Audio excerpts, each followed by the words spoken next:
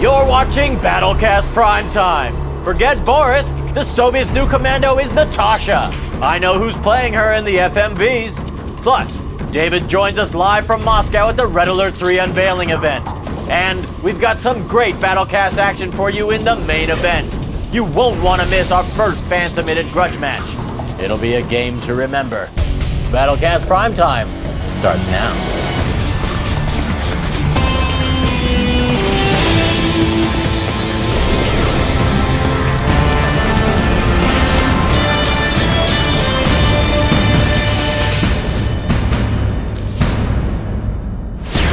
You're logged in to Battlecast Primetime. I'm Raj Joshi. Wow, I finally got to read the show open. All I had to do was fly David to Moscow. Wonder where I can send him next. Maybe the Arctic.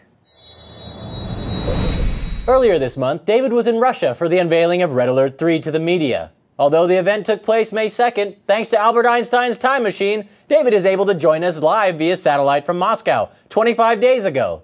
David, you cheating swine, welcome to Battlecast Primetime. It's time for David to bring you the latest Moscow news from the cold front. From the front splash. Not supposed to read that. I'm 18 stories underground in an actual World War II bunker, where Red Alert 3 is about to be demoed to the press for the very first time. Over the course of this week, our guests will get to see the new look and feel of Red Alert 3 in an exclusive multiplayer demo, along with details on the story and, of course, more caviar and vodka than you can possibly imagine. Let's check it out. Guys, let's go.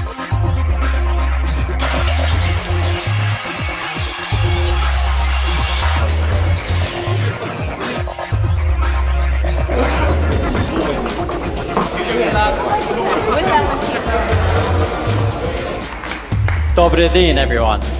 Welcome to Moscow. So I don't know about you, but it feels a little bit surreal to be down here, 18 stories underground.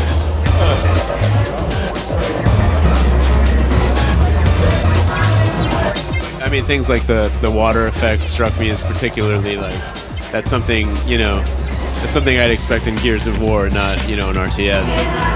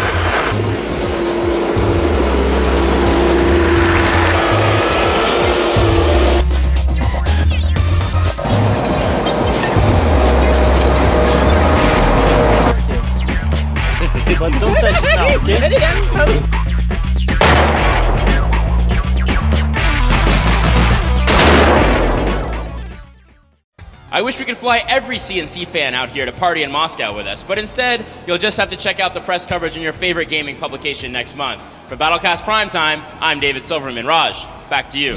Now, let's bring you the best fan matches from around the web. We've got some special matches lined up, including the finalists from the GameReplays.org Kane's Wrath Tournament in the Battlecast 5. It's R2-D2 Steel Talons versus Caesar GDI on Tournament Rift. R2 garrisons the lower tip spikes and calls for reinforcements in an early show of force. Force. Caesar outsmarts those garrisons by using APCs and the tip spikes themselves to shield his engineers from rifle fire as he grabs the early econ advantage. But R2's going with an airfield rush, and just as his pit bulls take out some harvesters, they're joined by rocket troops and hammerheads. With just one harvester left, Caesar's pit bulls and APCs hold up against the rush, and now it's his turn to go aggressive. Caesar splits his pit bulls, targeting power plants and harvesters on two fronts. R2 loses his airfield, armory, and op center, while Caesar base creeps across the map. R2 creeps south and rebuilds at his southern field. He's also recaptured the lower spikes, and this time he uses dig-in to cover the spikes from all angles. In an incredibly bold move, R2 charges the second MCV into Caesar's southern base, dropping a war factory and barracks only to lose everything to Caesar's engineers. Yes, that's right. Caesar can now build Titans, Wolverines, and any other Steel Talons exclusive. Whoops! Fast forward and both players have Marvs tearing through the other's expansive, undefended bases. R2 smells defeat, so he sends two MCVs to the corners of the map, dropping a power plant along the edge just to keep himself alive.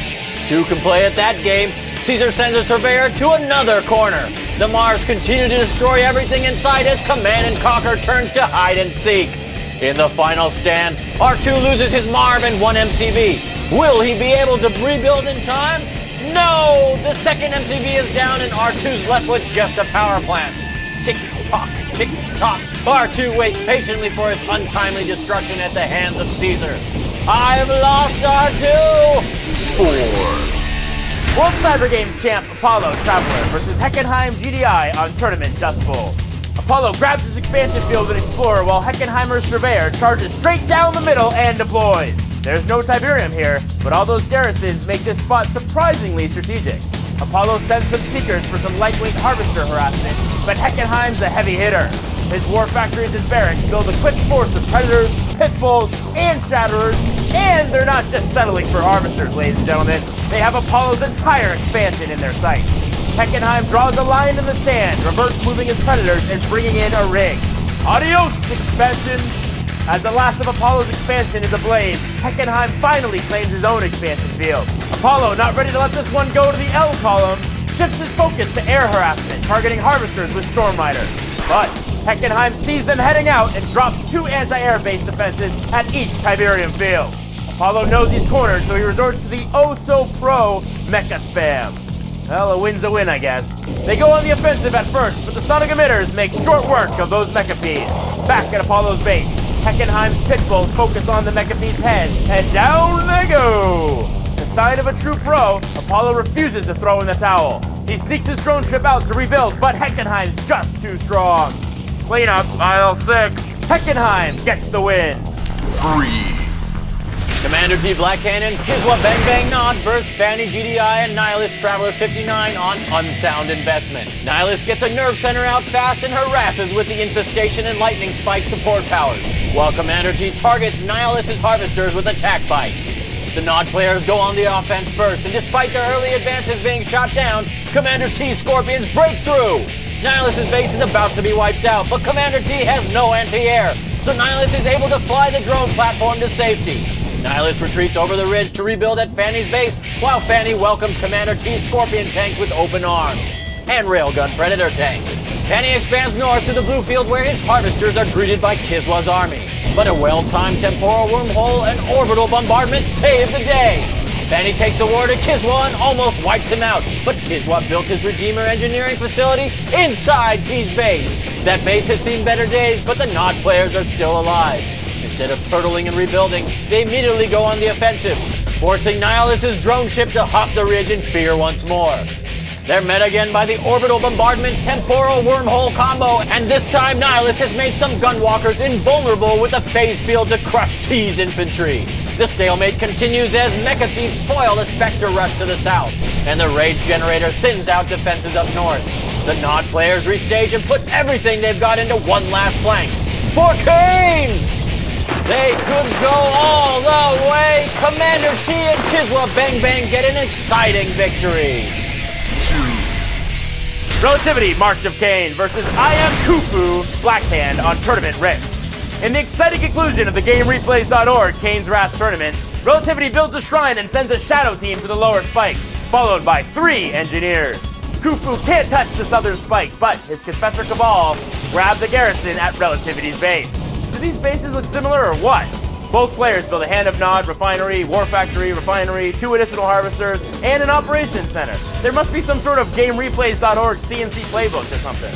The only difference so far is that Relativity went with a secret shrine, while Khufu placed another refinery. That bonus income helps Khufu go on the offensive first, and he launches a team of Scorpions.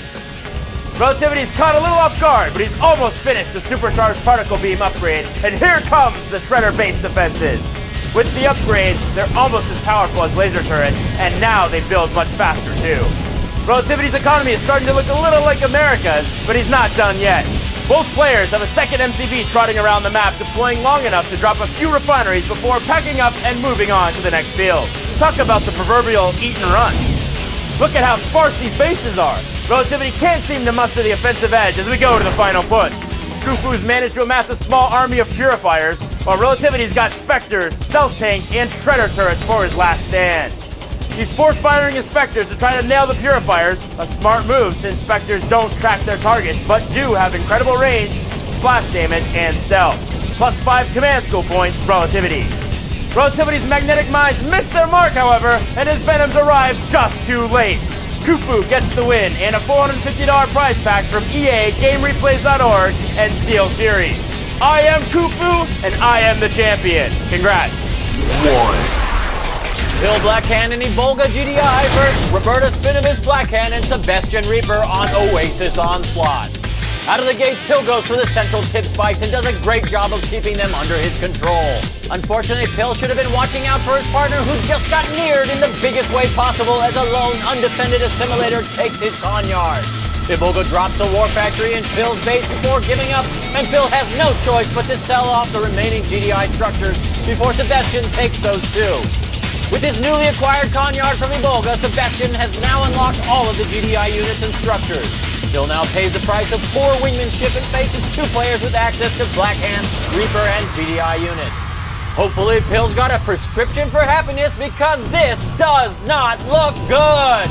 Phil starts by flanking his opponents with Flame Tank, easily leveling an expansion. He techs up both Blackhand and GDI, dropping a Temple of Nod and a Reclamator hub to build his Marv. Phil's garrison clearing Blackhand holds the center of the map while the Redeemer emerges.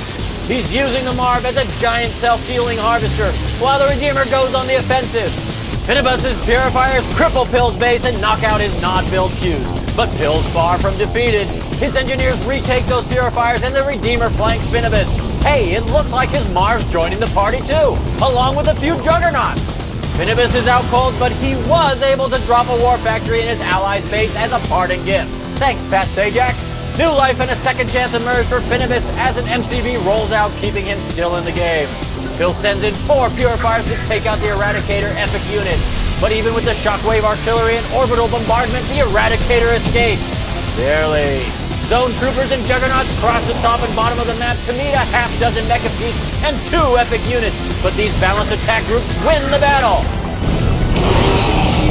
Super Weapon will activate first. Plus, in a feat of sheer micro-excellence, Phil uses a single commando and a hammerhead to take out 2 enemy super weapons, an op center, and a technology assembler in about 5 seconds.